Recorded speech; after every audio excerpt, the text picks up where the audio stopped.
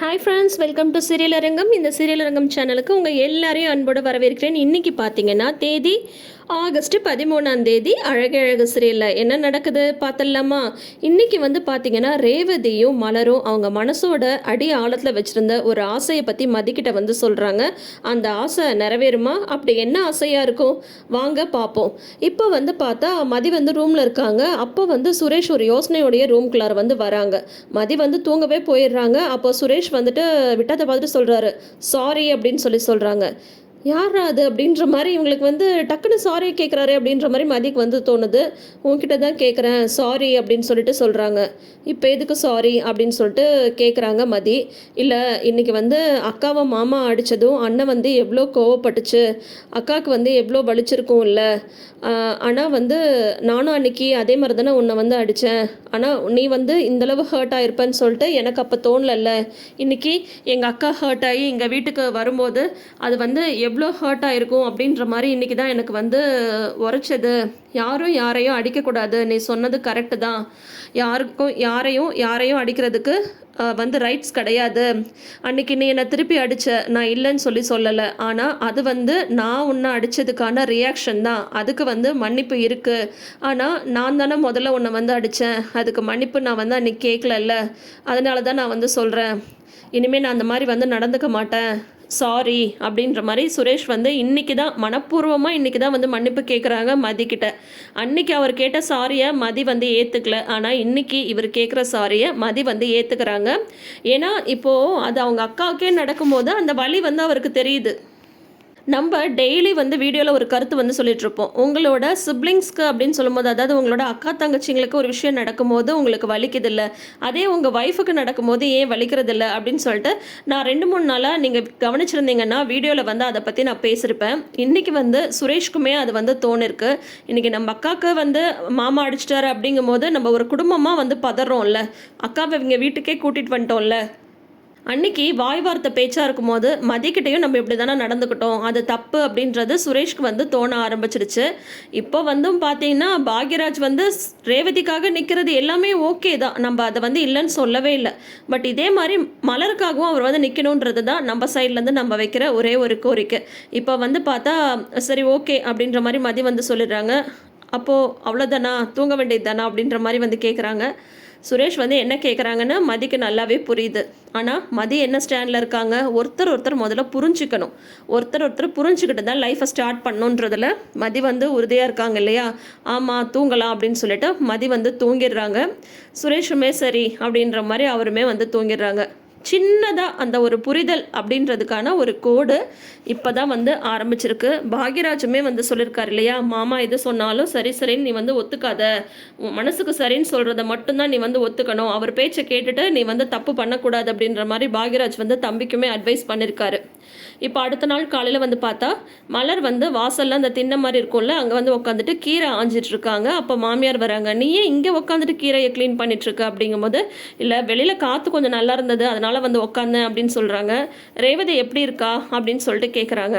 ரேவதி இங்கே வீட்லேயே தானே இருக்கா, என்கிட்ட கேட்குறீங்க, நீங்களும் இங்கே தானே இருக்கீங்க அப்படின்னு மலர் சொல்லும்போது, எங்கே அவள் என்கிட்ட பேசுகிறத விட உன்கிட்ட தானே நல்லா பேசுகிறா, அப்போ அவள் மனசில் என்ன இருக்குன்றது உனக்கு தானே தெரியும், அதனால தான் உங்ககிட்ட கேட்குறேன் அப்படின்னு அவங்க மாமியார் சொல்லிட்டு இருக்கும்போதே பக்கத்து வீட்டுக்காரங்க வராங்க.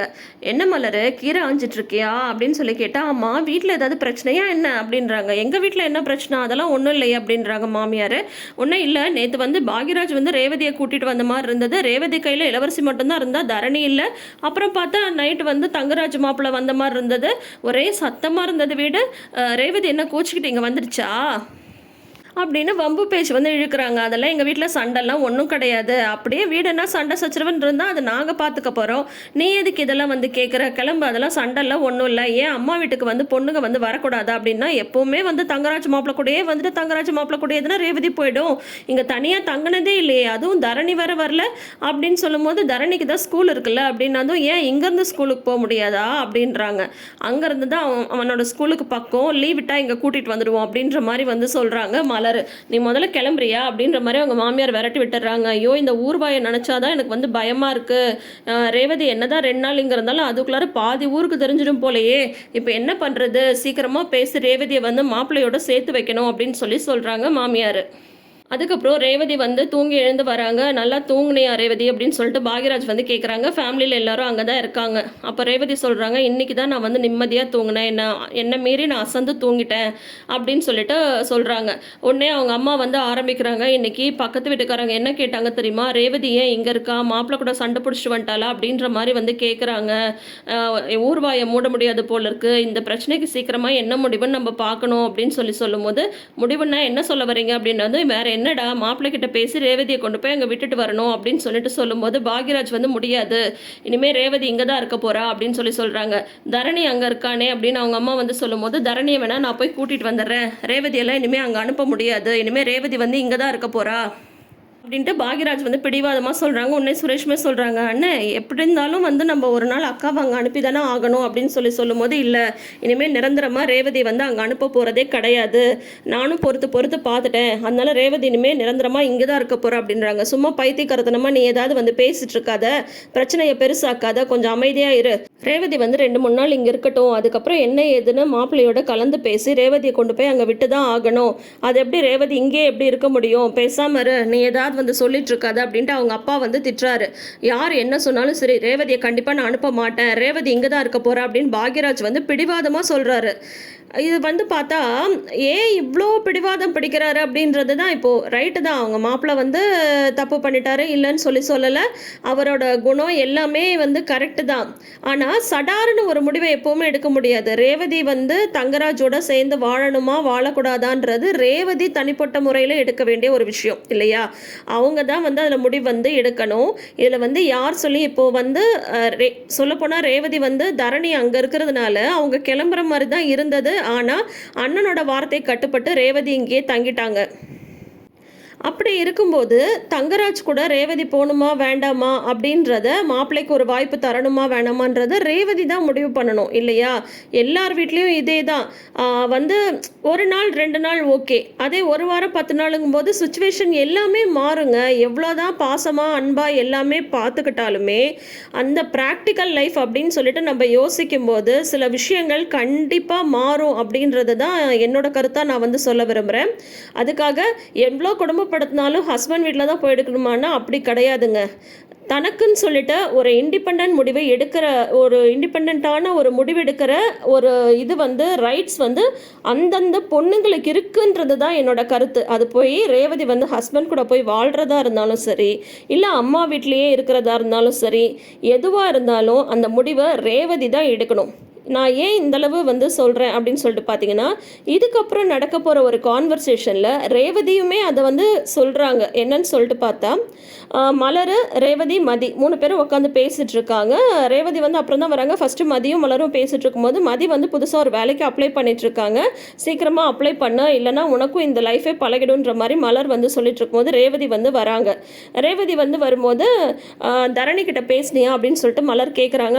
என் மாமியாரோட ஃபோன்லேருந்து தரணி வந்து பேசினா, எப்போ வருவ அப்படின்னு சொல்லிட்டு தான் கேட்குறான் அப்படின்னு சொல்கிறாங்க.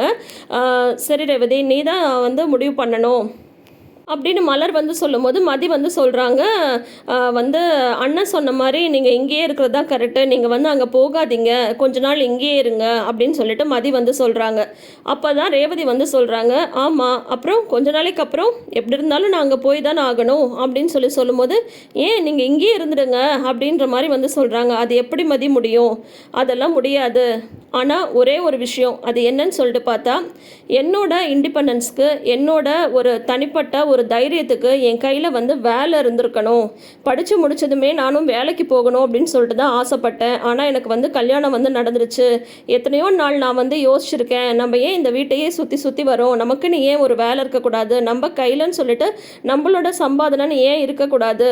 வீட்டில் வந்து சண்டை அவர் போடுவார், சண்டை போடும் போதெல்லாம் என் சோத்தை தானே திங்கிற, என்னோட நான் கொடுக்குறதுல தானே நீ வந்து வாழ்ந்துட்டுருக்க, என்னோட காசில் தானே வாழ்ந்துட்டுருக்கன்னு சொல்லும் போதெல்லாம் எனக்கு அவ்வளோ கோபமாக வரும். எனக்குன்னு ஒரு வேலை இருந்திருந்தா, என் கையில் என்னோட காசுன்னு சொல்லிட்டு இருந்தேன், இந்த வார்த்தைலாம் வருமா அப்படின்ற மாதிரி எத்தனையோ நாள் வந்து எனக்கு தோணிருக்கு.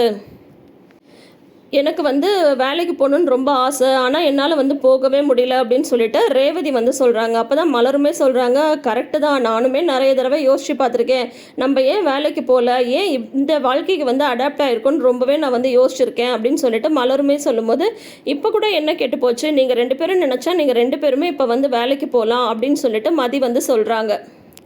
இப்போ கூட நீங்கள் வந்து வேலைக்கு அப்ளை பண்ணுங்க அப்படின்னு சொல்லும்போது உடனே ரேவதி மலர் 2 பேருமே என்ன சொல்கிறாங்கன்னா, எங்கள் லைஃப் வந்து இதே மாதிரி வந்து அமைஞ்சு போச்சு, அவ்வளோதான். இதை வந்து இதுக்கப்புறம்லாம் மாற்றலாம் முடியாது. மாற்றுறது ரொம்ப ரொம்ப கஷ்டம். நாங்களும் இதுக்கு அப்படியே அடாப்ட் ஆகிட்டோம். ஆனால் நீ வந்து அப்படி இருக்காத. நீ கண்டிப்பாக ஒரு வேலைக்கு போகணும். நீயும் வந்து கொஞ்ச நாள் இப்படியே வீட்டில் இருந்தால் இதே லைஃப் உனக்குமே பழகி போயிடும். எங்களை மாதிரி நீ வந்து ஆயிடக்கூடாது மதி. நீ சீக்கிரமாக இன்னொரு வேலையை வந்து தேடிக்கோ. சீக்கிரமாக வேலைக்கு போக பாரு. இந்த மாதிரி வீட்டிலேயே எல்லாம் இருந்துடாத.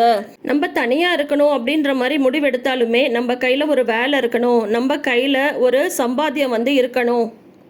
அதுதான் எதையும் எதிர்த்து போராடுற தன்னம்பிக்கையை வந்து குடிக்கும். நம்மளுக்கே நம்ம மேல ஒரு நம்பிக்கை வந்து வரும். நமக்குன்னு நமக்கு வேண்டியதை செஞ்சுக்கிற ஒரு சுதந்திரத்தை அது வந்து கொடுக்கும். யாரையும் நம்பியோ யாரையோ டிபெண்ட் பண்ணியோ நம்ம வந்து இருக்க தேவையில்ல. நாங்கள் 2 பேர் தான் இந்த மாதிரி இருந்துட்டோம். ஆனால் நீ வந்து கண்டிப்பாக அந்த மாதிரி இருக்கக்கூடாது மதி அப்படின்னு சொல்கிறாங்க. ஆனால் ரேவதி சொன்ன அந்த ஒரு விஷயம் கரெக்டு தான். புருஷன் வீட்டில் இருந்தாலும் சரி, அம்மா வீட்டில் இருந்தாலும் சரிங்க, ஃபினான்ஷியல் இண்டிபெண்டன்ஸ் அப்படின்றது ஒவ்வொரு பெண்களுக்கும் ரொம்ப ரொம்ப அவசியமான ஒரு விஷயம். நம்ம முடிவை நம்ம எடுக்கிறோம். நம்ம நம்ம சாப்பிட்ற சாப்பாடு நம்ம காசில் இருந்ததுன்னு வைங்களேன். இப்போ ஒரு புடவையே நம்ம எடுக்க போகிறோன்னு வைங்களேன், நம்மளோட காசில் நம்ம எடுக்கும்போது அதில் இருக்கிற திருப்தி அவ்வளோ திருப்தியாக இருக்கும். ஆனால் அதுவே எங்க இதுக்காக கொஞ்சம் காசு தரீங்களா, அப்பா எனக்காக இது கொஞ்சம் பே பண்ணுறீங்களா அப்படின்னு கேட்கும்போது அந்த ஒரு சந்தோஷம் கண்டிப்பாக வரவே வராது. நம்மளுக்காக நம்மளோட காசில் நம்ம ஒரு விஷயத்த செஞ்சுக்கும் போது, இல்லை நம்ம வந்து ஒரு gift வாங்கி அவங்களுக்கு ஒரு பர்த்டே, இல்லை பசங்களுக்கு ஒரு பர்த்டே, இல்லை அப்பா அம்மாவுக்கு ஒரு வெட்டிங் ஆனிவர்சரி அப்படின்லாம் நம்ம வந்து gift பண்ணும்போது உண்மையிலேயே ரொம்ப ரொம்ப சந்தோஷமாக இருக்கும். எத்தனை பேர் இதை வந்து அனுபவிச்சிருக்கீங்கன்றத மறக்காமல் கமெண்ட் செஷனில் வந்து சொல்லுங்கள். எப்போவுமே நம்ம சொல்கிறது ஒரே ஒரு விஷயந்தான். பெண்களாக இருந்தாலும் சரி, ஆண்களாக இருந்தாலும் சரி, ஏன் படிச்சுட்ருக்க பிள்ளைங்களாக இருந்தாலும் சரி, இப்போல்லாம் வந்து பார்ட் டைம் ஜாபுக்கு வந்து போகிறாங்க இல்லையா? பசங்க வந்து படிக்கும்போதே பார்ட் டைம் ஜாபுக்கெலாம் போகிறாங்க. ஒவ்வொரு பெண்ணுக்கும் அவங்க வந்து தன்னம்பிக்கையோட, சுயமரியாதையோட, தலை நிமிர்ந்து இந்த சமுதாயத்தில் நிற்கணும்னா ஃபினான்ஷியல் இண்டிபெண்டன்ஸ் அப்படின்றது வந்து ரொம்ப ரொம்ப முக்கியம். அதுக்கு வந்து படிச்சிருக்கணும் அப்படின்றது அவசியம் கிடையாதுங்க. படிப்பு வந்து அதுக்கு ஒரு ஒரு வழி தான். படிக்கலைன்னா கூட நம்மளுக்கான வருமானத்தை நம்மளால் வந்து ஈட்டிக்க முடியும். எவ்வளவோ வேலை இருக்குங்க. நம்ம வீட்டில் இருந்துகிட்டே தாராளமாக செய்யலாம். இப்போது பார்த்தீங்கன்னா, இப்போ நானுமே இந்த யூடியூப் வந்து நான் வீடியோலாம் போடுறேன் அப்படின்றது நிஜமாவே எனக்குள்ளேயே ஒரு தன்னம்பிக்கை தான் கொடுத்துருக்கு. எனக்கான ஒரு பேஷனாக தான் நான் வந்து இதை செஞ்சிட்ருக்கேன். இதை வந்து இன்றைக்கி ரேவதியை அவங்க மனசில் இருந்த ஆசையை சொல்லும்போது இதை பற்றி உங்ககிட்ட ஷேர் பண்ணிக்கணும் அப்படின்னு சொல்லிட்டு நான் வந்து நினச்சேன். நீங்கள் இதை பற்றி என்ன நினைக்கிறீங்கன்றதை மறக்காமல் கமெண்ட் செஷனில் சொல்லுங்கள்.